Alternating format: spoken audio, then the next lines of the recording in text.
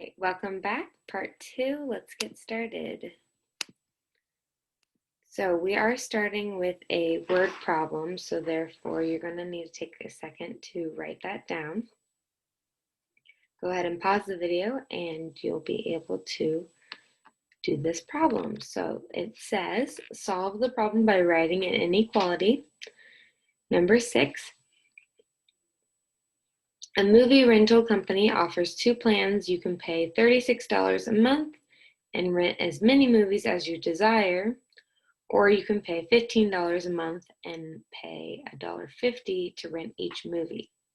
How many movies must you rent in a month for the first plan to cost less than the second plan?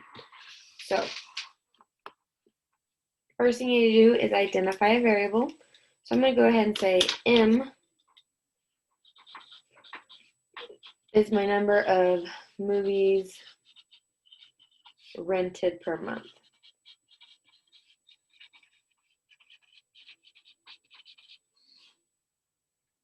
Okay.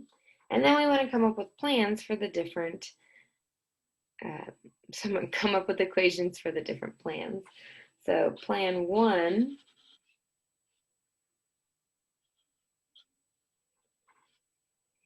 versus plan 2. So plan 1 says you pay $36 a month and that's all you pay, right? You can rent as much as you want. So all you have is 36. Doesn't matter how many movies you watch or anything like that. You can watch as much as you want. Plan 2 is $15 a month and $1.50 to rent each movie. So therefore you're going to be adding $1.50 per movie. So that's where my income's involved. Okay. Now let's talk about what my inequality would be to represent these two parts. We want to know how many movies must you rent so that the first plan costs less than the second plan. So less than the second plan. Once you come up with your your inequality, then you can solve.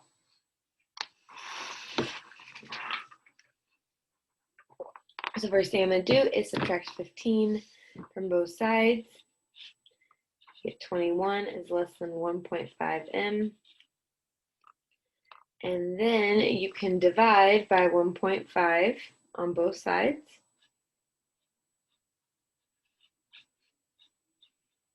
And with your calculator, you get 14 is less than m. Or you could say m is greater than 14. Okay, but we do like to use some explanation in sense of words. So therefore,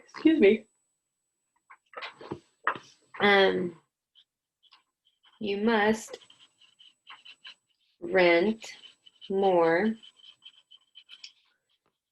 than 14 movies in a month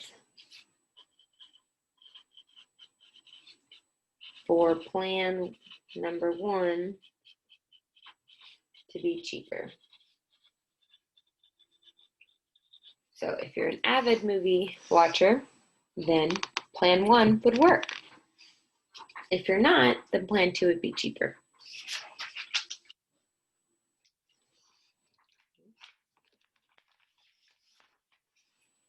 Okay. Next thing we're going to do is solve compound inequalities.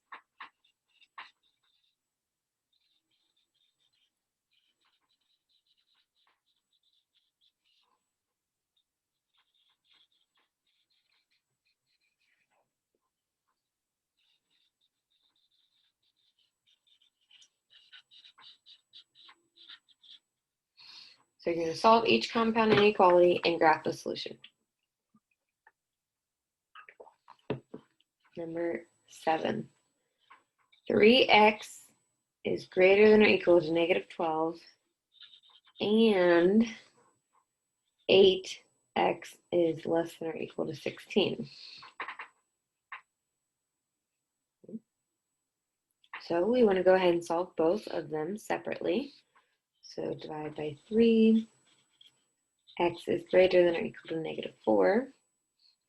And if I divide by 8, I get x is less than or equal to 2. So using my ruler, I can draw both of these on the same image. Oh, I moved my ruler there at the end. No worries, that's what my pencil's for. Oh, there we go. Arrows on both sides.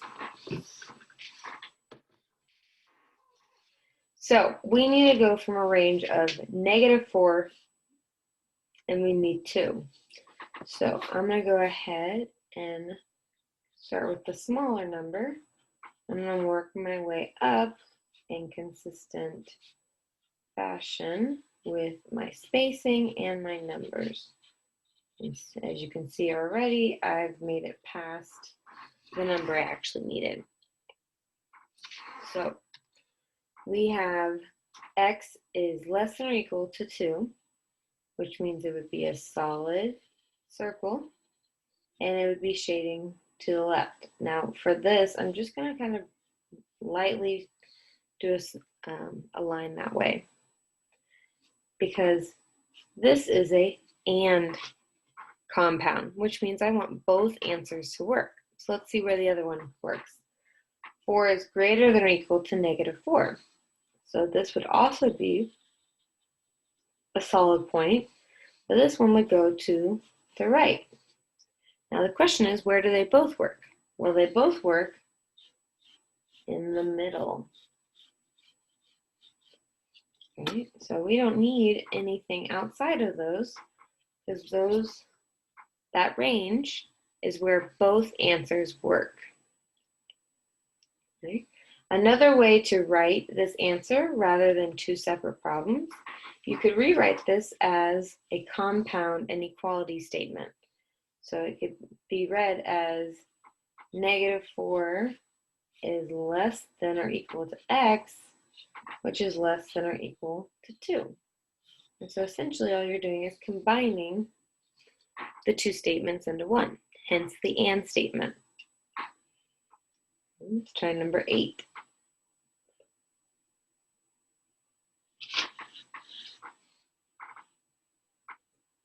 (9x) is less than or equal to -27. Divide by 9. X is less than or equal to -3. This one, however, is an or statement, or 4x is greater than 16. So I divide by 4, and x is greater than 4. Okay, I'm going to let you pause real quick, and I want you to go ahead and graph this solution. Okay, hopefully you paused. I'm going to go ahead and solve this one.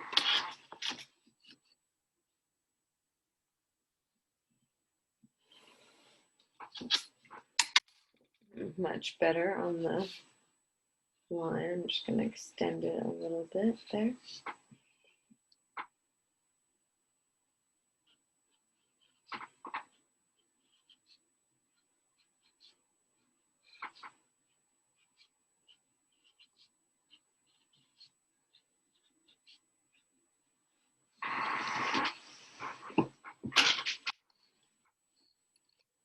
And I have a number line like this. X is less than or equal to -3. That'd be solid, and that's going to the left. And then I have x is greater than 4, which would be open and shaded to the right. So as you can see here, an or statement is normally pointing opposite of each other, okay? So you have this statement or this statement. Last problem, number 9. 3x is greater than 3, or 9x is less than 54.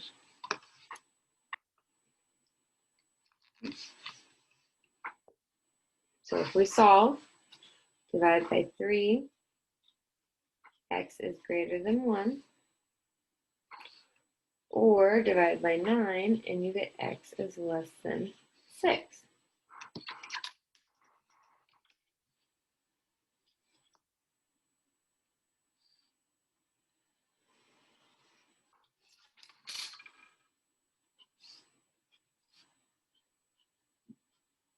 Okay. And again, when you're making these, you want to make sure that they're consistent.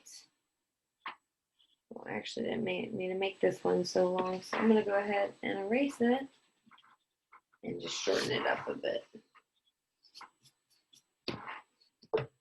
Oh, sorry. That's not on the screen. There you go. So from here, we have an open circle, and x is greater than 1, so that would be going to the right. And then we have x is less than 6, which is an open circle, and that's shaded to the left. Well, didn't I just say on the last problem that ORs are normally opposite? Well, this one is a different scenario. They're going towards each other. So what ends up happening, if you have an OR statement that ends up pointing towards each other, that means that any answer could work, right? Because if these numbers are all going to the right and these are all going to the left, they're going to eventually completely overlap each other and go the whole way.